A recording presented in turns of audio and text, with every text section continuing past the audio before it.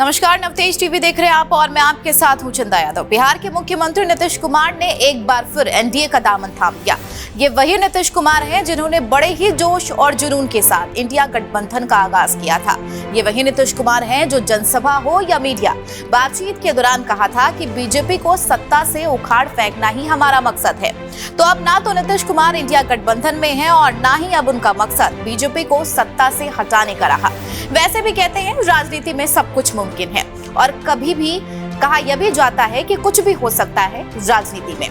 विपक्ष के इंडिया गठबंधन में रहते हुए नीतीश कुमार बार बार सीटों की साझेदारी पर जल्द फैसला करने की मांग कर रहे थे, लेकिन एनडीए में वापस आने के बाद से नीतीश या उनकी पार्टी के अन्य नेता ऐसी मांग करते नहीं दिख रही हैं। नीतीश कुमार ने बिहार में महागठबंधन और राष्ट्रीय स्तर पर विपक्षी गठबंधन इंडिया से अलग होने के पीछे सीटों के बंटवारे में देरी को एक वजह बताया था। बिहार के मुख्यमंत्री नीतीश कुमार दिल्ली पहुंचे थे। दिल्ली में जब वो बीजेपी के वरिष्ठ नेताओं से मिले तो बिहार में लोकसभा चुनावों की साझेदारी पर बातचीत हुई। नीतीश कुमार की जनता दल यूनाइटेड की वापसी के बाद बिहार में एनडीए में 6 दल हो गए हैं। इन दलों के बीच बिहार की 40 लोकसभा सीटों की साझेदारी होनी है। बिहार में एनडीए में बीजेपी और जेडीयू के अलावा चिराग पासवान, उपेंद्र कुशवाहा, जीतन राम मांझी और पशुपति कुमार पारस की पार्टी में शामिल है। यह माना जाता है कि पार्टी की साझेदारी पर बातचीत शुरू होते ही एनडीए में खींचतान भी शुरू हो सकती है। राज्य में एनडीए की सरकार बनने के साथ ही यह टकराव नजर भी आने लगा है। इसकी शुरुआत बिहार के पूर्व मुख्यमंत्री और हिंदुस्तानी आवाम मोर्चा सेक्युलर के नेता जीतन राम मांझी ने कर दी है। मांझी ने अपने दल के लिए राज्य मंत्रिमंडल में एक और सीट की मांग की है। फिलहाल उनके बेटे संतोष सुमन को राज्य सरकार में मंत्री बनाया गया है। जीतन राम मांझी को इसमें एलजेपी यानी कि आरके सांसद चिराग पासवान के समर्थन भी मिल चुका है। चिराग पासवान ने पत्रकारों से बातचीत के दौरान कहा था, मुझे नहीं पता उनकी गठबंधन के भीतर क्या बातचीत हुई है। यकीनन उनके विधायकों की संख्या कम है, लेकिन मौजूदा परिस्थिति में उनका महत्व काफी है। आपने सुना होगा जब नीतीश ने फिर से एनडीए गठबंधन का दामन थामा था तो आरजेडी के नेता तेजस्वी यादव ने दावा किया था कि बिहार में खेला अभी बाकी है। तेजस्वी के बयान के बाद लगातार इस बात को लेकर कयास लगाए जा रहे हैं कि यह खेला कौन कर सकता है। नीतीश के एनडीए में शामिल होते ही सियासी गलियारों में इसकी भी खूब चर्चा हो रही है कि राज्य में कुछ विधायक दल बदल कर सकते हैं। हालांकि दल बदल विरोधी कानून की वजह से बीजेपी और आरजेडी जैसे बड़े दलों के विधायकों को तोड़ना किसी के लिए आसान काम नहीं होगा।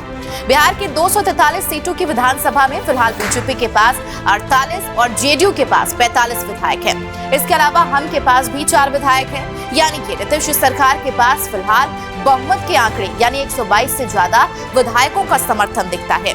ऐसी आशंका है कि बिहार में जेडीयू के कुछ विधायक नाराज होकर अन्य दल में भी जा सकते हैं।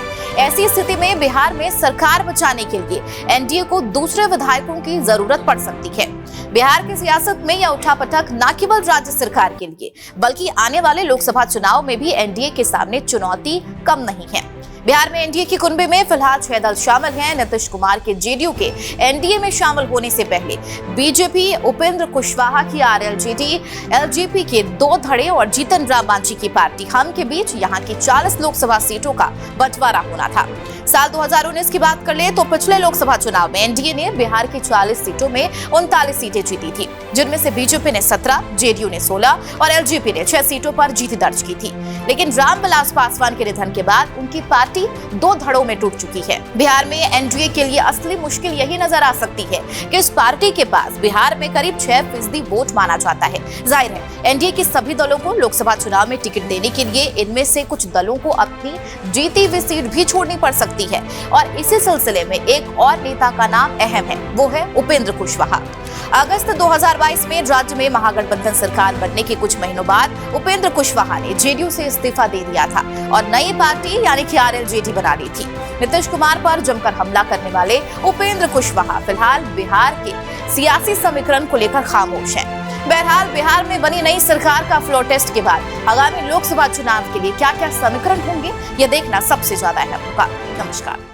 देश और दुनिया की हर बड़ी खबर के लिए सब्सक्राइब करें नवतेज टीवी और पल पल के अपडेट्स के लिए बेल आइकन को दबाना ना भूलें, क्योंकि आपकी खबरों का भरोसेमंद साथी है नवतेज टीवी।